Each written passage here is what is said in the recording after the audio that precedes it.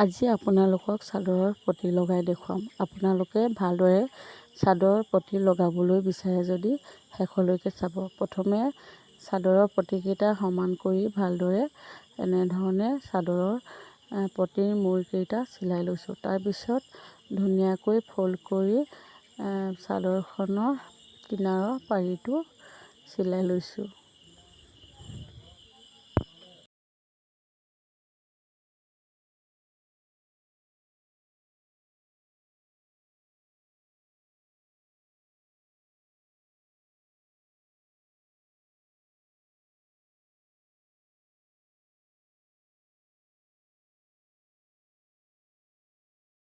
চাদৰৰ ছাইডৰ পতিটো চিলাই হৈ গ'ল। এতিয়া মই চাদৰখনৰ ভিতৰ ছাইডৰ অংশখিনি ভালদৰে ফল্ড কৰি বেজিৰে চিলাই ল'ম।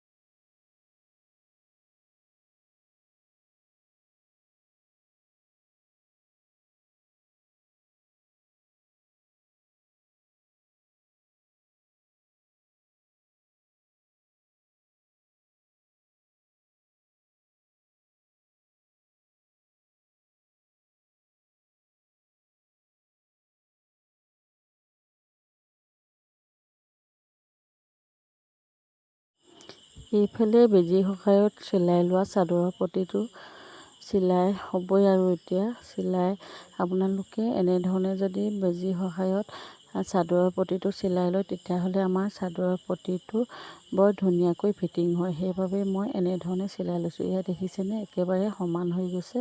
আৰু এনেধৰণে প্ৰথমতে চিলাই ল'লে চাদৰৰ পতিটো লগাবলৈ সহজ হয়। এতিয়া মই হাত চিলাই মৰাৰ পিছত এনেধৰণে হাত চিলাই মৰা ওপৰে আকৌ মেচিনেৰে ধুনীয়াকৈ চিলাই মাৰি লৈছোঁ।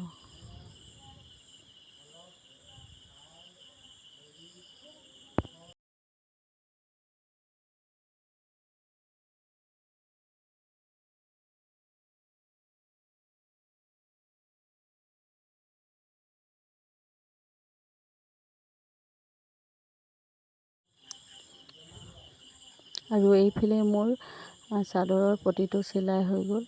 আৰু ইয়াতে মই হাতেৰে চিলাই লোৱা বেজীৰ সহায়ত চিলাই লোৱা সূতাডাল এনেধৰণে টানি দিছোঁ যাতে সূতাডাল ধুনীয়াকৈ ওলাই আহে। আৰু সূতাডাল থাকিলে দেখিবলৈ বেয়া লাগিব, সেইকাৰণে সূতাডাল ধুনীয়াকৈ টানি উলিয়াই লৈছোঁ। এইডাল সূতাডাল দেখিছেনে, এয়া সূতাডাল টানি উলিয়াই দিলোঁ।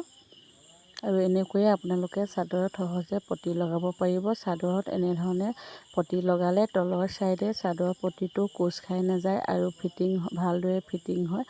আৰু ইমানেই আছিল আজিৰ ভিডিঅ'টো আপোনালোকক দেখুৱাবলৈ। যদি ভাল লাগিলে লাইক, কমেণ্ট, শ্বেয়াৰ, ছাবস্ক্ৰাইব কৰিবলৈ নাপাহৰিব। আজিলৈ ভিডিঅ'টো ইমানতে সামৰোঁ। পুনৰ এটা ভিডিঅ'ত পুনৰ লগ পাম। আজিলৈ ধন্যবাদ।